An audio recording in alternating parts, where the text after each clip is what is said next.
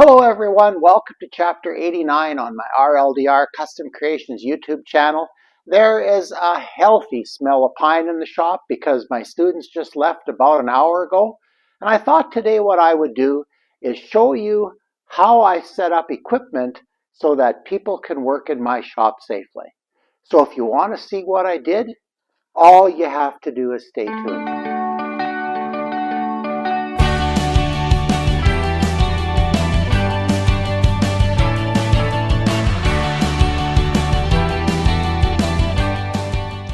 Well, as the introduction said, I had kids in the shop all day today. That's actually a lot of fun. We were really busy today, especially my grade 8 group, my group of 6.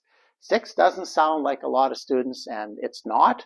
But in my shop, with the way it's set up, and we're not quite as large as an institutional shop. So yeah, it's busy, but it was fun, and everybody worked safely, and that was important. One of the reasons that we can work safely is I've had many years of trying to set up shops as safely as I could. And one of the things that I noticed early on when people would be making a cut and then their push stick wasn't there. So then they'd let go of everything, saw still running, and they'd go look for a push stick or whatever they were missing. So it became really important for me that when I was teaching that I had everything, safety equipment and accessories for that saw on that saw, clearly visible right on the front. So I thought today I would show you how I've set up my bandsaw. This is my bandsaw resaw. Its official name is bandsaw 2. It isn't quite finished yet. I've kind of been a little bit of a victim of Canada Post. I've ordered some things that would help with this, but they're in limbo somewhere. So hopefully they settle that quickly and life goes on. But anyway, let me walk you through what I've done to make sure that all the safety equipment and the accessories are there. So let's start at the top. The safety rules for this machine are posted.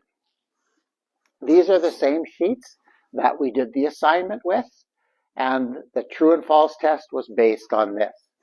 If you're interested in this, go to my Teacher Pay Teacher page, RLDR Custom Creations, and for a ridiculously cheap price, you can buy all that stuff there if you're interested.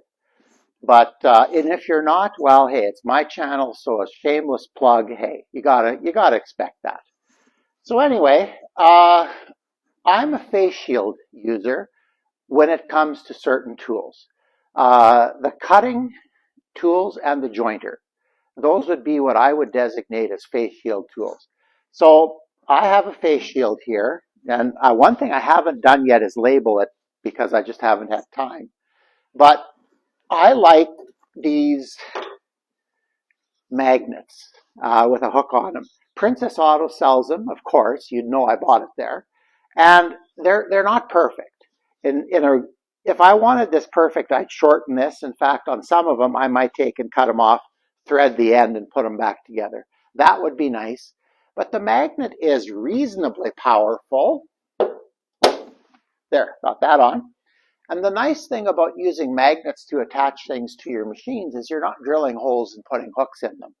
I couldn't bear to drill a hole in my new-to-me bandsaw resaw. I bought this machine in 2021, I believe, so and I haven't really used it that much.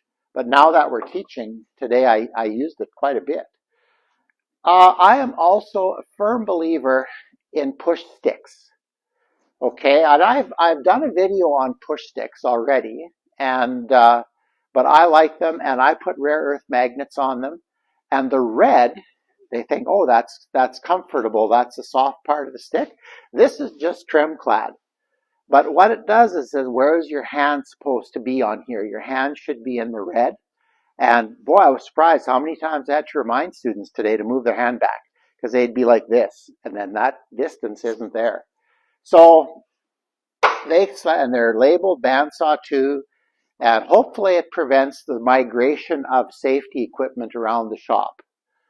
The other thing that I do is, this is a bandsaw resaw, and to hold the piece, let's say we're cutting something 10 inches tall, to hold the piece against the higher fence, I like a push pad. So we would go push pad all the way along. Uh, Push stick would be in my hand, and I'd push the stock till it got to the bandsaw, and then I'd switch to the push stick. Okay? There's no sense in taking chances with your digits. Okay, and that's got a rare earth magnet on there. The one thing that I need to do yet is I I know Lee Valley sells those cups that go in here and they help hold the magnet. That might work pretty good with this one because there's this plastic would hold a screw pretty good. But I find I'm not happy with them necessarily um, on my push stick. So like I said, the push sticks, we're going to put some shrink tube or shrink wrap tube on here, put some epoxy on. Well, okay, this one has a cup on it, but other push sticks that I'm getting ready will not have a cup. They'll have a hole drilled. I think I'm going to epoxy the magnet in and then slide heat shrink over top and kind of bind it in there. So that's what we're going to do with our push sticks in the future, but these are the old school style yet. Okay, the next thing is a miter gauge. Now this is an old one. It's been around for many, many years. When this saw is being used like it should be, chances are we won't be using this at all, but it's here. And again, one of the Princess Auto hooks. Nice magnet. All right, then moving right along, we've got a broom. And this is really handy at cleanup time. You just grab the broom and sweep the saw. I don't have dust collection to this, to my pot of bandsaws yet. That's going to be coming, I'm hoping early in the new year, because I need to get the pipes off the floor here. It's just getting too full in here. But anyway, so a magnet, and this one's going to get heat wrapped or heat shrunk on as well. So we're going to put that there. And last but not least, let's see if I can, there we go. This is my resaw fence. So it would go on here like that. It bolts on through holes in the fence. I didn't have to drill anything to make this, so that I appreciated. And it's just a piece of MDF with plastic laminate on both sides and quarter countersunk, I don't know, quarter 20 bolts to hold it in place. I haven't used it a lot yet, but I think it's going to work just fine. And there's a rare earth magnet there that there it lines up, and it's right there. I don't have to run around the shop looking for it when I want to put it back on. So that's my little tour of the safety equipment on my bandsaw resaw. Now, this list varies a little bit depending on the tool that you're using. For example, my jointer, I would equip that with 2 push sticks, a push pad, and a face shield. And that's how I run the jointer. So, you know, some tools don't really need anything. Thickness planer, well, you might want to hang hearing protection on that, which I did. One of the downsides of these magnets is kids play with them. So, and that's a bit of a problem. The one thing on the bandsaw you'll notice I don't have on here is an extra blade.